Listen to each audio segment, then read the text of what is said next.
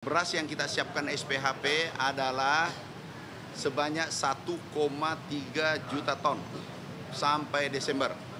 Kita target insya Allah ke depan harga beras berangsur-angsur turun.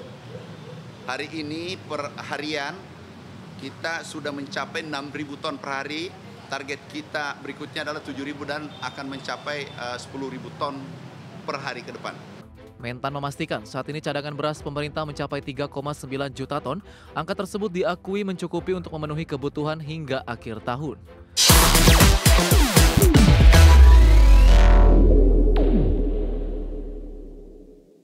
Kembali bersama kami di Prime Market Highlights. Pemirsa, guna menekan harga beras di pasaran, pemerintah akan terus melakukan operasi pasar besar-besaran hingga Desember 2025. Ya, saat ini pemerintah telah menyalurkan 6.000 ton beras SPHP per hari dan akan meningkat hingga 10.000 ton per hari.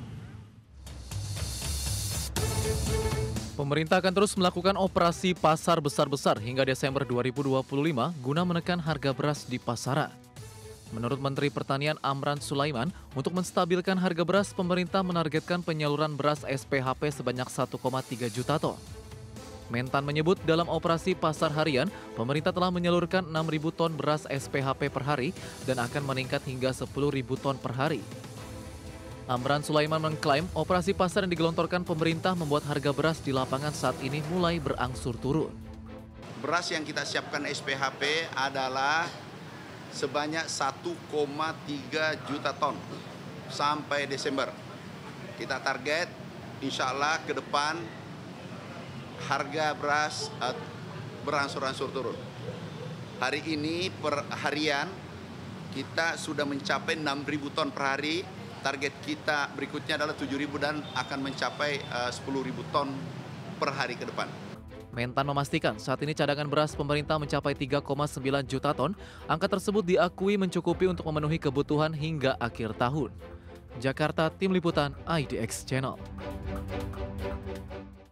Pemirsa, Menko Bidang Pangan Zulkifli Hasan mengaku gelaran operasi pasar untuk menyalurkan beras SPHP yang saat ini baru mencapai 6.000 ton per hari masih sangat rendah. Zulhas memastikan akan mendorong distribusi penyaluran beras SPHP hingga mencapai 30.000 ton per hari. Sehingga target 1,3 juta ton di akhir tahun bisa tercapai. Zulhas berharap penyaluran beras SPHP mampu menekan harga beras di pasar yang masih sangat tinggi. Kemudian SPHP yang 1,3 juta memang masih kecil. Satu hari rata-rata baru 6.000 ton ya. Target kita 30.000 ton satu hari. Sehingga dalam tempo 1-2 bulan bisa selesai, sehingga di mana-mana nanti pasar akan dibanjiri SPHP. Kalau ada kenaikan, otomatis kalau SPHP turun. Pemirsa, Guru Besar IPB Dwi Andreas Santosa memproyeksi pasokan beras nasional sepanjang tahun ini tidak akan lebih baik dari sebelumnya. Selain itu, tren kenaikan harga beras yang terjadi lantaran dari faktor produksi. Ia menjelaskan dengan proyeksi kenaikan produksi beras 2025 hanya 5% dari tahun lalu, maka stok beras beredar tahun ini hanya berkisar 33,9 juta ton. Dengan jumlah yang terbatas tersebut, maka wajar jika harga beras masih melambung. Ia meminta pemerintah menjalankan kebijakan pangan dengan tepat demi menghindari terjadinya harga beras yang tak terjangkau oleh masyarakat. Tapi tahun ini, kalau perhitungan saya yang betul, maka ketersediaan beras untuk konsumsi tahun ini terendah selama 3 tahun terakhir. Menjadi hanya 33,9 juta ton. Dari mana itu angkanya? Dari produksi tahun ini 31,9 plus sisa tahun lalu 1,7 juta ton, plus impor yang dilakukan oleh swasta biasanya itu sekitar 300.000 sampai 500.000 ton di sekitar itu. Sehingga ketersediaan beras untuk konsumsi 33,9.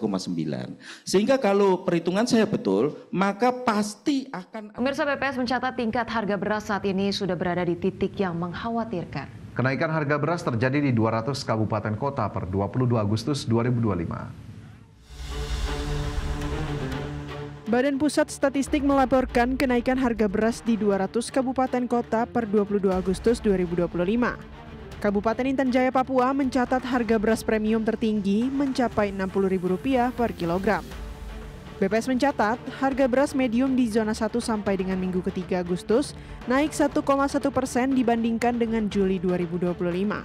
dengan rata-rata mencapai Rp14.005 per kilogram, melampaui harga eceran tertinggi sebesar Rp12.500.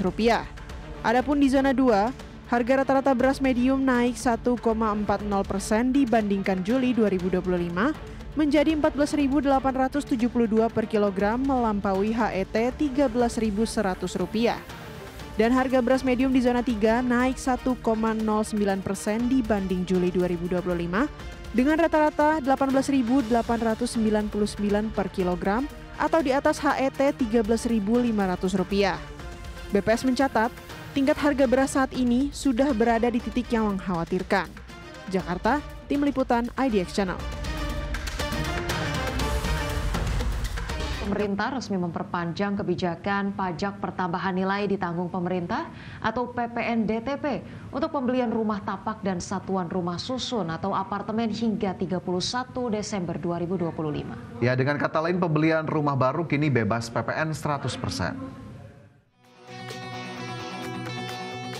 Menteri Keuangan Sri Mulyani Indrawati resmi memperpanjang kebijakan pajak pertambahan nilai ditanggung pemerintah atau PPN-DTP untuk pembelian rumah tapak dan satuan rumah susun atau apartemen hingga 31 Desember 2025. Perpanjangan bebas PPN 100% tertuang dalam Peraturan Menteri Keuangan Nomor 60 Tahun 2025. Aturan tersebut berlaku sejak 25 Agustus 2025. Langkah ini sebagai bagian dari akselerasi stimulus daya beli masyarakat pada sektor perumahan.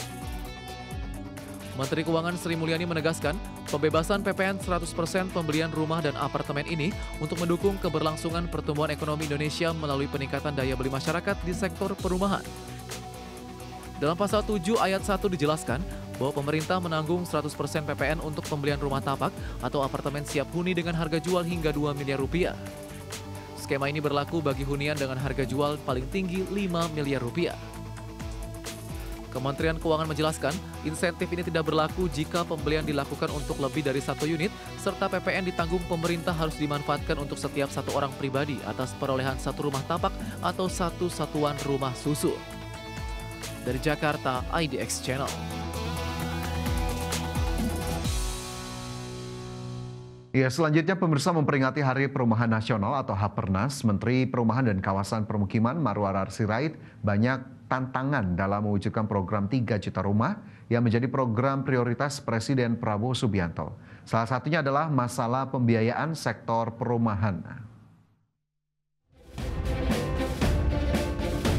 Dalam memperingati Hari Perumahan Nasional atau Hapernas 2025, Kementerian Perumahan dan Kawasan Permukiman terus mendorong percepatan mewujudkan hunian layak program prioritas 3 juta rumah. Menteri Perumahan dan Kawasan Permukiman Marwarar Sirait menegaskan, untuk mendorong daya beli di sektor perumahan, masih dibutuhkan fasilitas likuiditas pembiayaan perumahan atau FLPP, di mana stimulus FLPP sangat baik untuk menyediakan hunian bagi masyarakat. Hingga saat ini kuota rumah subsidi sebesar 350.000 unit dinilai paling besar sepanjang sejarah Indonesia. Tahun lalu 2024 berapa? 220.000. Betul. Tahun ini 350.000. Ayo, rakyat kita yang belum punya rumah ada 9,9 juta. Ayo kita lompat-lompat. Pak Prabowo belum setahun udah 350.000. Nah, tahun depan ayo kita doa, kita bekerja keras. Semoga Pak Lazarus, Pak Ridwan Baik setuju, ya bisa 5.000. Ya, supaya kita lakukan suatu lompatan-lompatan. Karena untuk mengatasi 9,9 juta ini, terus terang saya tidak ketemu cara lain selain rumah subsidi. Bunganya disubsidi, dikasih asuransi, saya belum ketemu cara lain. Yang real dan masif. Menteri Ara berjanji akan terus mendorong hadirnya rumah subsidi sebagai bagian mengatasi backlog perumahan yang hingga saat ini tercatat sebanyak 9,9 juta warga belum memiliki rumah layak huni. Selain itu, Kementerian PKP juga terus mendorong pemenuhan fasilitas likuiditas pembiayaan perumahan atau FLPP, bantuan stimulan perumahan swadaya atau BSPS, serta pembangunan prasarana, sarana, dan utilitas yang keberlanjutan untuk pembangunan rumah rakyat. Dari Jakarta, IDX Channel.